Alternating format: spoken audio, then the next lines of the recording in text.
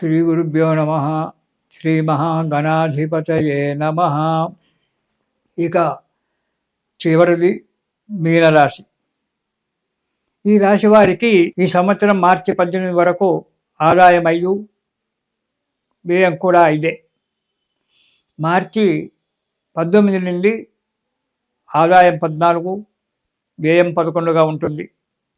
ఈ రాశి వారికి మే 25 వరకు అర్ధాష్టమ గురువు ఉండడం వల్ల చేసే వృత్తి వ్యాపారాల్లో లాభసాటి లేకపోవడం, జన్మ శని వల్ల ఇబ్బందుల పాలు కావడము, మానసిక చింతన, అనారోగ్యము, లేనిపోని నిందలు పడడము ఇలాంటి జరగడానికి ఆస్కారం ఉంది. ప్రతి పనిలో ఆటంకాలు ఏర్పడము, ఎంత ప్రయత్నించినా పని సఫలం కాకపోవడము జరుగుతుంది. సదా విచారము, దానివల్ల ఎప్పుడు మానసికమైన విచారణతో ఉండడము, ధన నష్టం కావడము లేదా మోసపోవడము ఇలాంటివి జరగడానికి ఆస్కారం ఉంది. కాబట్టి చాలా జాగ్రత్తగా ఉండడం చాలా మంచిది.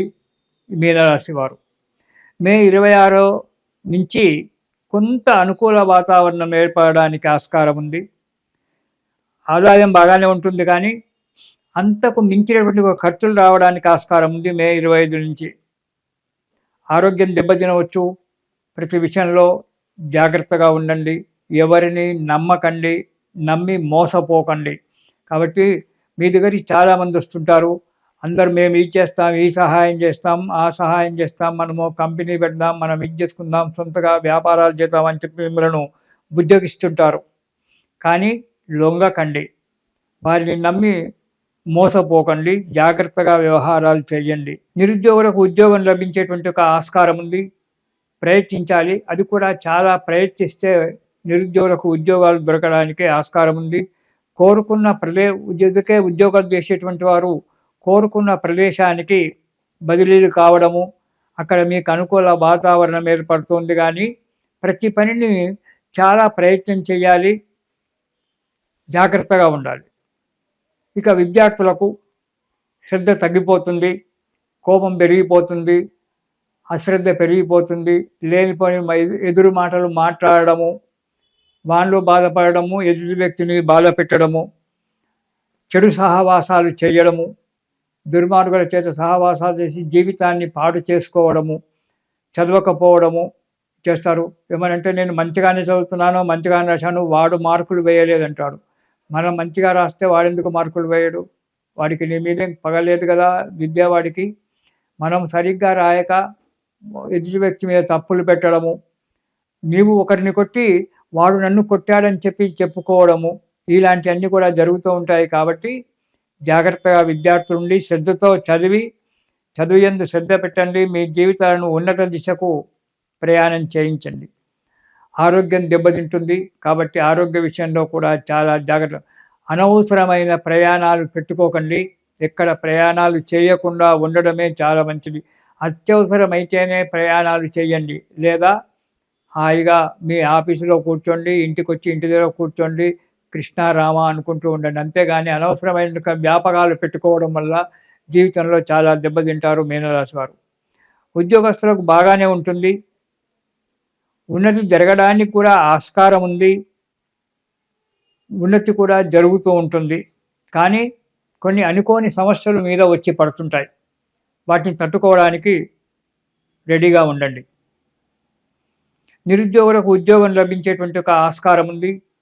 ప్రయత్నించాలి, అది కూడా చాలా ప్రయత్నిస్తే నిరుద్యోగులకు ఉద్యోగాలు దొరకడానికి ఆస్కారం ఉంది. కోరుకున్న ఉద్యోగాలు చేసేటువంటి వారు కోరుకున్న ప్రదేశానికి బదిలీలు కావడము, అక్కడ మీకు అనుకూల వాతావరణం ఏర్పడుతుంది. కానీ ప్రతి పనిని చాలా ప్రయత్నం చేయాలి, జాగ్రత్తగా ఉండాలి. భార్య లేక తల్లి వారి మాటలు వినడం వల్ల ఒక స్త్రీ మాటలు అంటే భార్య కావచ్చు, తల్లి కావచ్చు, వారి సలహాలు తీసుకోవడం వల్ల మీ జీవితంలో కొద్దిగా అడుగు ముందుకు పడి ఆదాయం కొంత పెరగడానికి ఆస్కారం ఉంది. కాబట్టి ఆ స్త్రీలు ఎవరంటే ఇటు భార్యనే కావచ్చు, తల్లి కావచ్చు, వదినే అలాంటి మీకు మేలు చేసేటువంటి ఒక వాళ్ళు ఎవరైనా కావచ్చు, వాళ్ళ వల్ల ఆ స్త్రీ వల్ల మీకు కొద్దిగా అడుగు ముందుకు పడుతుంది. మనశ్శాంతిగా ఉండడానికి కొద్దిగా ఆస్కారం దొరుకుతూ ఉంది. ఇక వ్యాపారస్తులకు ఇది అనుకూలమైన సంవత్సరమే అని చెప్పవచ్చు. వ్యాపారం లాభసాటిగా ఉంటుంది, మంచిగా వ్యాపారాలు సాగుతూ ఉంటాయి, ఆశించినంత లాభం కూడా వస్తుంది. కొత్త వ్యాపారాలనే పెట్టుకోవడం జరుగుతుంది. అందులో కూడా కొత్త వ్యాపారంలో కూడా లాభసాటిగా ఉంటుంది. కానీ కొత్తగా వ్యాపారాలు పెట్టేటువంటి వారు జాయింట్ వ్యాపారాలు పెట్టే కంటే సొంతగా ఉన్న దాంట్లో సొంతగా చిన్న వ్యాపారం పెట్టుకోవడం మంచిది, కానీ జాయింట్ వ్యాపారాలు పెట్టుకోకపోవడం చాలా మంచిదని చెప్పి నా ఆలోచన. కానీ ప్రతి విషయంలో ఆలోచించి జాగ్రత్తగా అడుగు ముందుకెయ్యండి. ఎవరిని కూడా నమ్మకండి. చివరకు కొడుకునైనా, భార్యనైనా, తల్లి తండ్రినైనా ఎవరైనా సరే నమ్మకండి. జాగ్రత్తగా అడుగులు ముందుకెయ్యండి. దీనివల్ల కొంత నష్టపోవాల్సి వస్తుంది. కాబట్టి జాగ్రత్తగా అడుగులు వేస్తూ మీకు నచ్చిన భగవంతుణ్ణి శరణు వేడండి. శని స్తోత్రము, కాలభైరవ స్తోత్రం చదువుకోండి. ఆ శని స్తోత్రము, కాలభైరవ స్తోత్రం చదవడం వల్ల జన్మస్థానంలో ఉండబడే ఒక శని యొక్క దోషాలన్నీ కూడా అవి యొక్క సమస్యకు కొలికొచ్చి పరిష్కారమై కొంతలో కొంత మీకు మనశ్శాంతి లభించి మానసికంగా సంతోషంగా హాయిగా ఉంటారు. కాలభైరవ స్తోత్రము, శని స్తోత్రం చదవండి.